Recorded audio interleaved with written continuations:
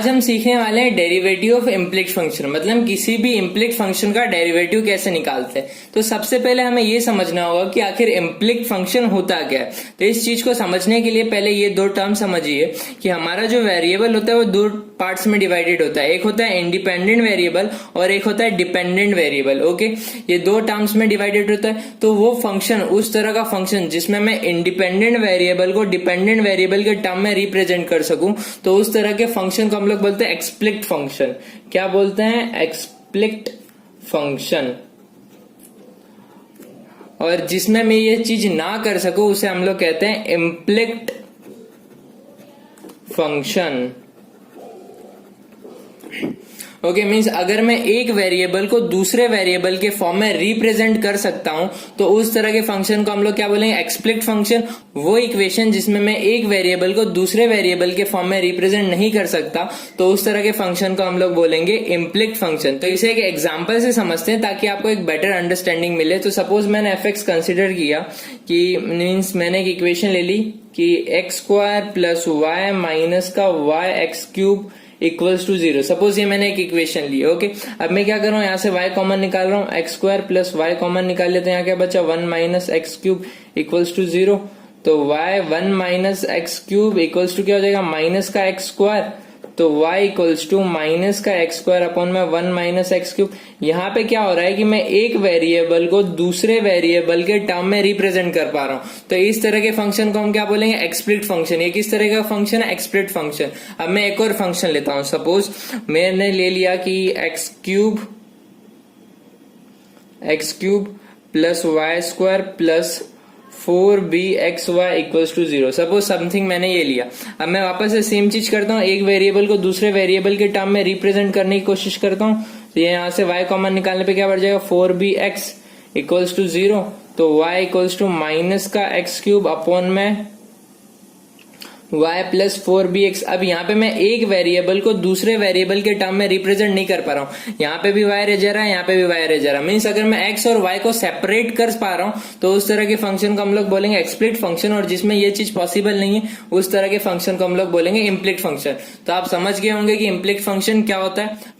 अब हमने इम्प्लिक्ट फंक्शन समझ तो लिया, बट एग्जाम्स में तो हमें सम्स आते हैं और हमें क्या सॉल्व करना होगा? सम्स। तो अब हम सम सॉल्व करके देखते हैं कि इसके ऊपर सम्स किस तरीके सॉल्व होते हैं। तो सिंपल, हर एक सम को सॉल्व करने के लिए हमें कहीं ना कहीं इम्प्लिक्ट फंक्शंस को सॉल्व करने के लिए हमें चेन रूल की जरूरत पड़ती है। अगर आपने अभी तक चेन रूल नहीं सीखा है तो मैं डिस्क्रिप्शन बॉक्स में उसकी लिंक दे दूंगा, आप वहां जाके देख सकते हैं। तो पहले ये सम लेते हैं, इससे हमें बेटर अंडरस्टैंडिंग मिलेगी। तो ये क्या बोला है कि x cube plus y cube equals to 3axy। ठीक है, हमें dy बाई dx निकालना है। तो मैं सिंपली डिफरेंशिएट करता हूँ विथ रिस्पेक्ट टू x। तो इसका डिफरेंशिएशन करूंगा तो ये क्या हो जाएगा? 3x square plus y cube का क्या हो जाएगा? 3y square. ओके, ये y, ये x नहीं है, ये क्या है? y। तो ये क्या हो जाएगा? dy by dx। समझे? ये चेन रूल होता है अपना। सपोज पहले हमने क्या कंसीडर किया? y को x कंसीडर किया, तो ये क्या हो गया? x cube. तो x क्यूब का हमने लिखा 3x स्क्वायर। अब ये तो x था नहीं, इसलिए वापस से इसका डिफरेंशिएशन है इक्वल्स टू, ये क्या हो जाएगा हमारा? 3 है तो कांस्टेंट है, तो d by d x of x y में प्रोडक्ट रूल लगेगा। तो सबसे पहले प्रोडक्ट रूल लगाते हैं। तो क्या है? एक्स को constant, differentiation of y plus y को कांस्टेंट, एक्स का डिफरेंशिएशन करेंगे तो हमें 1 आएगा। ओके, ये चीज आई हमें। अब इसे सिंप्लीफाई करते तो ये आ गया हमारा 3x square plus 3y square d y by d x equals to 3ax d y by d x plus का 3ay। अब dy बाई dx वाले टर्म को एक साइड और बाकी टर्म को एक साइड।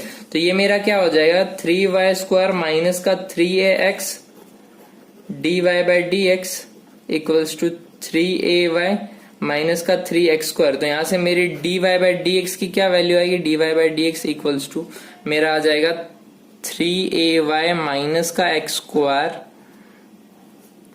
अपॉन में 3y स्क्वायर माइनस का 3x। सिंपल, इस तरीके से हमने सम सॉल्व कर लिया।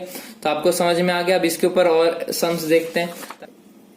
अब दूसरा एग्जांपल लेते हैं। ये जो फंक्शन है ये मेरा एक इम्प्लिक्ट फंक्शन है, क्योंकि यहाँ पे मैं एक वेरिएबल को दूसरे वेरिएबल के फॉर्म में रिप्रेजेंट नहीं कर पा रहा हूँ। तो सिंपली dy बाई dx निकालने के लिए क्या करेंगे? डिफरेंशिएशन करते विथ रिस्पेक्ट टू x। तो x का डिफरेंशिएशन करेंगे विथ रिस्पेक्ट टू क्या आएगा? 1। ये तो कांस्टेंट है, b कांस्टेंट। y का डिफरेंशिएशन करने पे क्या आएगा? 2y dy by dx। Okay, अब differentiation of cos x, differentiation of cos x क्या होता है? माइनस का sin x। अब ये क्या है मेरा? ये तो x नहीं है तो y है, तो इसका क्या आ जाएगा? dy by dx।